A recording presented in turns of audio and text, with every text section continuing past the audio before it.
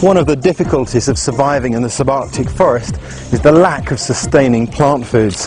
Historically, the people who've inhabited these regions have had to rely on meat, caught either by hunting or trapping. This is going to be a squirrel trap.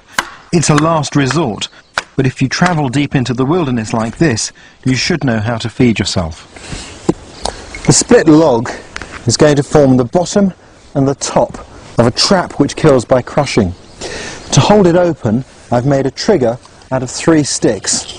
2 of them form a hinged upright support. They go in there like that, and the last stick is the very fine trigger that holds that in the locked position, and it's on there that I put the bait. At this time of year, red squirrels are drying mushrooms in the branches of trees prior to storing them for the winter. So I've taken one of their mushrooms and put it on the trigger of the trap. I've also put the trap itself up in the branches of the trees because red squirrels don't like to spend much time on the ground. When the squirrel comes along to move that mushroom, he'll dislodge the trigger stick and crunch. There's your meal. There are lots of wild fungi to be found in the forest at the moment. They can be really useful, improving the flavour of other wild foods. But if you eat a poisonous one, you give yourself 0 chances of survival. So if you're going to play with these, make sure you get proper training.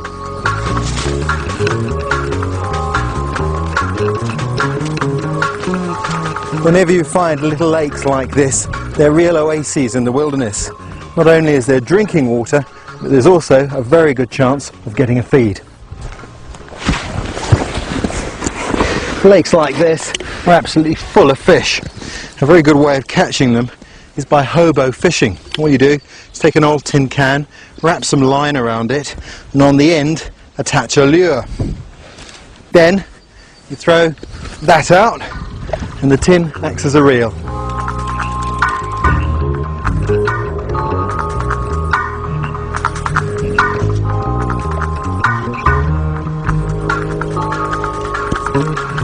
Got one. Come here. Come here. It's a little brook trout. Perfect.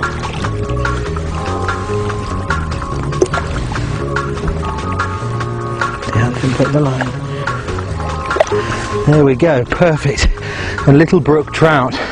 Now he may not be very big, but that's as big as they get in this pond. You get a few of those and you've got a very good meal. That's survival fishing. Fantastic.